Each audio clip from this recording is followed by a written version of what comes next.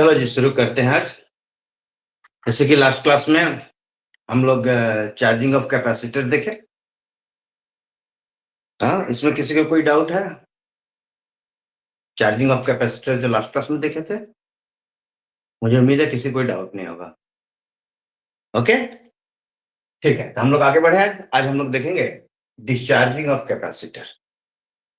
Discharging discharging कब होगा? जब कैपेसिटर फुल चार्ज होगा। तो मैं मान के चल रहा हूं इनिशियली, देखो ये वही सर्किट है जो लास्ट क्लास में हम लोगों ने देखा था। मैंने इस बैटरी से इस कैपेसिटर को फुल चार्ज किया था। अब मैं क्या कर रहा हूं कि जब ये कैपेसिटर फुल्ली चार्ज हो गया, उसके बाद मैं इस स्विच के माध्यम से, जो पहले यहां था, देखो पहले ये स्विच इस पर था, तब ये चार्ज हो गया। अब मैं इस स्विच को ऐसा t इक्वल टू 0 पर इस पॉइंट से हटा करके इसके वाइपर को मैं इस पॉइंट पर लाता हूं। मतलब अब ये बैटरी से डिस्कनेक्ट हो जाता है। अब ये कहां कनेक्ट होगा? अब ये इस लोकेशन पर। ठीक है, यानी अब ये जो कैपेसिटर है, ये इस रेजिस्टर के माध्यम से डिस्चार्ज होगा। यहां पर मैं अगर ग्राउंड बना लूं ज्यादा अच्छा है। ठीक है, तो इस रेजिस्टेंस के माध्यम से ये डिस्चार्ज होगा ऐसे। ठीक है, हाँ। अब हम लोग देखें ये डिस्चार्जिंग। तो पहले जैसे मेरे पास इक्वेशन था, तो जब ये डिस्चार्ज होगा तो यहां से इस डायरेक्शन में करंट फ्लो होगी आई। हाँ, इस करंट को हम कहेंगे डिस्चार्जिंग करंट। उसको उस कंडीशन में जब ये चार्ज हो रहा था तो करंट को हम क्या करते थे? Charging current. तो अब ये डिस्चार्ज होगा। करंट, चार्जिंग करंट इस डायरेक्शन में, डिस्चार्जिंग करंट उसके अपोजिट डायरेक्शन में। ओके, तो मैं यहां से अगर वो इक्वेशन ही देखूं तो जैसे पिछला इक्वेशन था, V is equal to I R plus V, यही था ना। अब मैं जैसे ही मैंने स्विच इधर किया है, तो ये जो V है ये मेरा क्या हो गया? अब ये तो कनेक्ट नहीं रहा, कनेक्ट तो नहीं रहा बैटरी ना, तो ये V क्या हो जाएगा? 0। V is equal to 0। तो मैं यहां से देखूं 0 is equal to I R plus, अब भी उस समय यहां पर वोल्टेज कितना होगा? जबकि वो फुल चार्ज था, तो कितना होगा? At t is equal to 0। अब यहां पर क्या होगा? v is equal to v। तो फुल चार्ज होगा तो जो यहां का वोल्टेज होगा वही वोल्टेज यहां पर होगा फुल चार्ज के कंडीशन में। So in that case at t is equal to 0, v is equal to v। ठीक है जी, हाँ हाँ, ओके। अब हम लोग देखें करंट। करंट यहां से क्या होगा? करंट फिर again I is equal to D Q by D T is equal to C TV by D T. मैं लिख सकता हूं, ठीक है। यहां मैंने लिखा भी, तो इज इक्वल टू आई की वैल्यू वहां से मैं ले लूं, आर है तो C DV by D t into R plus V. Okay, equal to 0। तो यहां से मैं देख सकता हूं V इज इक्वल टू कितना होगा? ऐसे मैं कहूं,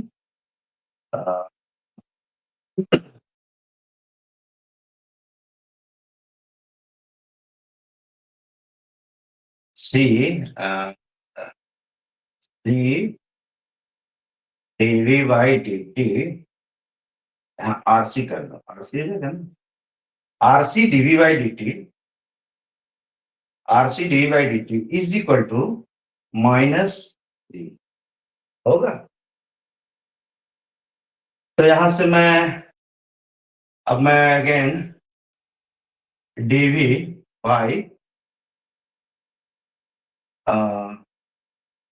अगर मैं V लेता हूं, D by V is equal to -1 by R C into dt हो जाएगा,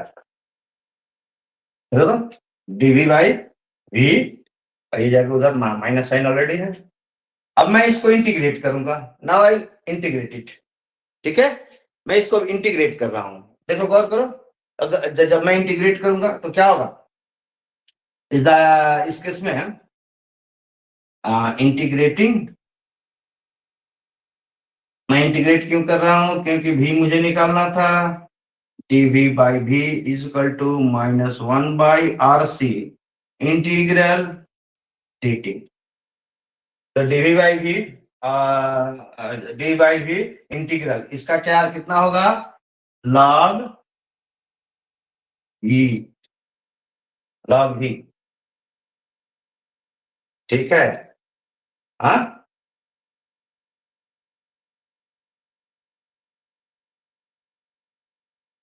इज इक्वल टू, ये हो जाएगा e raise to the power minus RC minus, sorry, ये पहले इंटीग्रेट करेंगे ना, इंटीग्रेट करेंगे तो होगा -1 by RC into T plus constant K. अब कांस्टेंट के की वैल्यू मैं निकालूंगा at t equal to 0, v equal to v, ठीक है, तो एट t is equal to 0, v is equal to capital v, तो यहां मैं सब्स्टिट्यूट कर दूं तो ये हो जाएगा log e capital V is equal to, ये t इक्वल टू 0 हो गया, इक्वल टू k, और k की वैल्यू मैं अब यहां से सब्स्टिट्यूट कर दूं, k की वैल्यू इस इक्वेशन में सब्स्टिट्यूट कर दूं तो क्या होगा मेरे पास, log ev is equal to -1 by RC t plus log e v capital. Is that clear, is that clear, okay. Further हम लोग देखें, इस log v को मैं इधर लाऊं तो मैं लिख सकता हूं log e v by v is equal to -1 by RC into t। Again, if I'll take anti-logarithm, if I'll take anti-logarithm, I mean the exponent, so it will be v by v is equal to e raised to the power minus t by RC।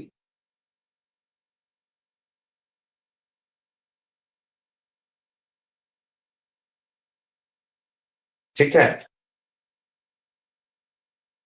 Again here यहां मैं देख सकता हूं, यहां से मैं देख सकता हूं v is equal to v into e raise to the power minus t by RC, और मैं यहां सब्स्टिट्यूट कर दूं, लेट है RC is equal to tau, तो क्या होगा, v is equal to v into E raise to the power minus T by tau. ये एक इक्वेशन हो गया वोल्टेज का, किस वोल्टेज का, डिस्चार्जिंग वोल्टेज। अब जो पहले इनिशियली v पर था, अब वो धीरे धीरे डिस्चार्ज होगा, तो इसका ग्राफ जब हम लोग देखेंगे तो पता चलेगा ये धीरे धीरे, जब शुरू में क्या रहेगा, t इक्वल टू 0 पर क्या रहेगा, और टी इंफिनिटी पर क्या रहेगा, ये एक इक्वेशन हो गया। उसी तरह अगर मैं देखूं, चलो मैं मिटा दो, इसको मिटा दो,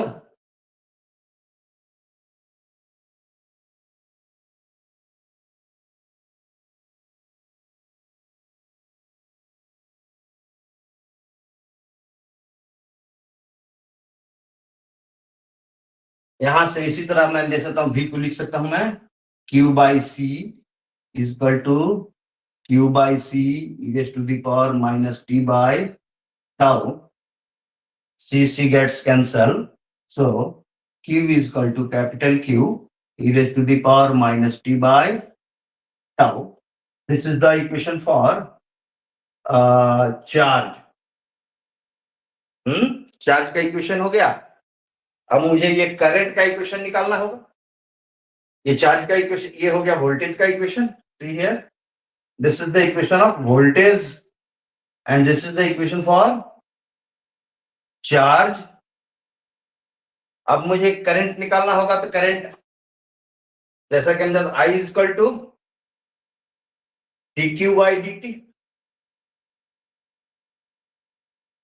d by dt, q का वैल्यू जो हो जाएगा q into E raise to the power minus T by tau, q e raised to the power minus t by tau, e raised to the power minus t by tau into minus 1 by tau, तो ये हो जाएगा minus u by tau e raised to the power minus t by tau.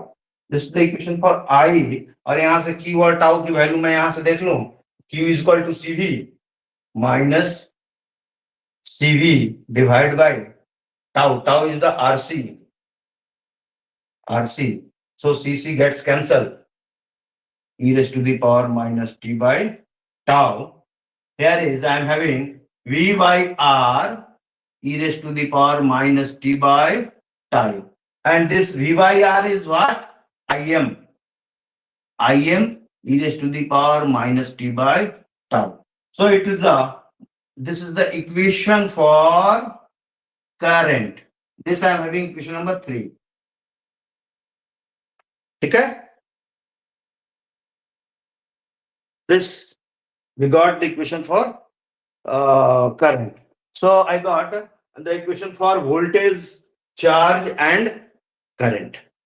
Okay, अब मैं इसको graph से इन तीनों quantity को बेसिकली मैं वोल्टेज और करंट को देखूंगा, क्योंकि जिस तरह वोल्टेज है उसी तरह का करंट भी है, और यहाँ पर लेकिन ये करंट में अंतर है। देखो यहाँ पर minus sign, sorry minus sign यहाँ छूट गया, माइनस साइन। ओके, यहाँ पर करंट थोड़ा अंतर है, तो मैं मिटा दूं, बाकी ये मिटा दूं, यहाँ पर मैं ग्राफ बनाता हूं। ओके, तो मैं पहले इक्वेशन, तीनों इक्वेशन लिख लूं, यहाँ पर मैं तीनों इक्वेशन लिख लूं। Number 1 equation is the v is equal to v e raised to the power minus t by tau. Equation number 1, q is equal to q e raised to the power minus t by tau. Equation number 2, and I is equal to minus Im e raised to the power minus t by tau. This I am having equation number 3. Okay, इन तीनों equation से और condition से मैं graph draw करूंगा। ठीक है, मिटा दूं मैं ये। ओके,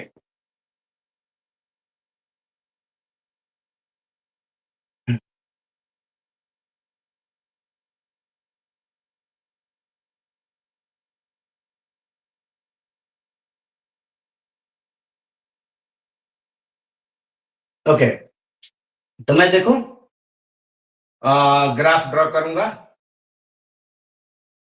तो मैं एक्सिस ले लेता हूं, ये हो गया time axis, and this is your voltage and current. दोनों को मैं इसी पे दिखा देता हूं, वोल्टेज और current.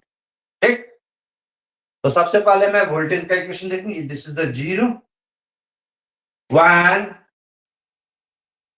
t is equal to 0, when t is equal to 0, when t is equal to 0, v is equal to e raised to the power 0 is 1, 1 into v is, so v is equal to v.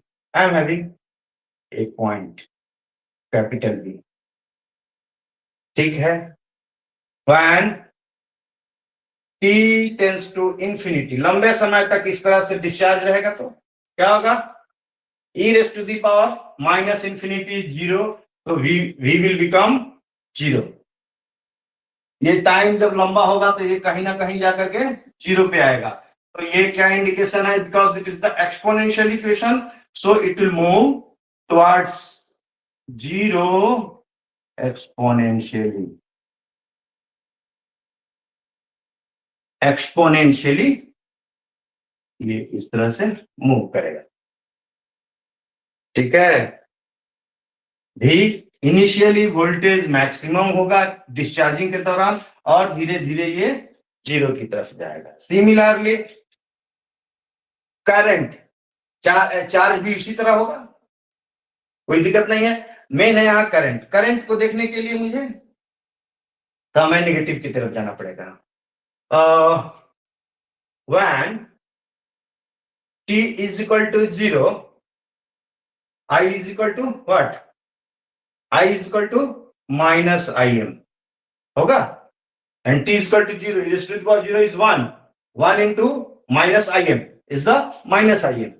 When t tends to infinity, I is equal to e raised to the power minus infinity is 0.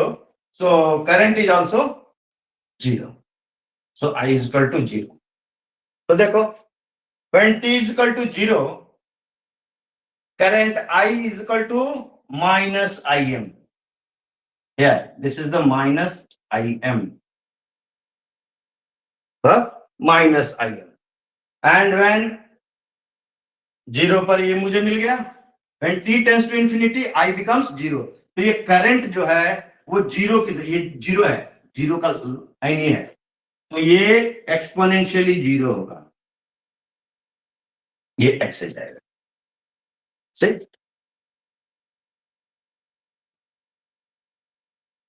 तो इस तरह से हम लोग क्या analyse कर सकते हैं कि डिस्चार्जिंग के दौरान, डिस्चार्जिंग जैसे शुरुआत t equal to 0, voltage maximum होगा, मैक्सिमम वोल्टेज, और धीरे धीरे जीरो होगा, और ये वोल्टेज धीरे धीरे घटते घटते एकदम खत्म हो जाएगी, और कैपेसिटर टोटली डिस्चार्ज जब होगा तब उसके अक्रॉस कोई वोल्टेज नहीं होगा।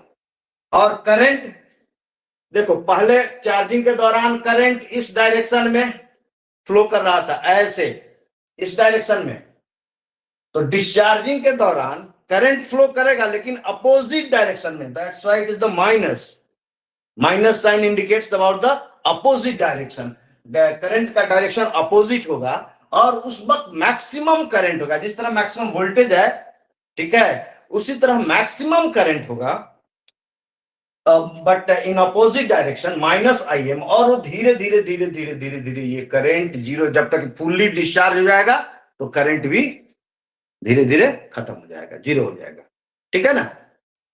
ओके, तो ये हो गया तुम्हारा डिस्चार्जिंग का इक्वेशन और डिस्चार्जिंग का कंसेप्ट, कैपेसिटर कैसे चार्ज हुआ और कैसे डिस्चार्ज हुआ। ओके, चल आज के लिए इतना काफी है।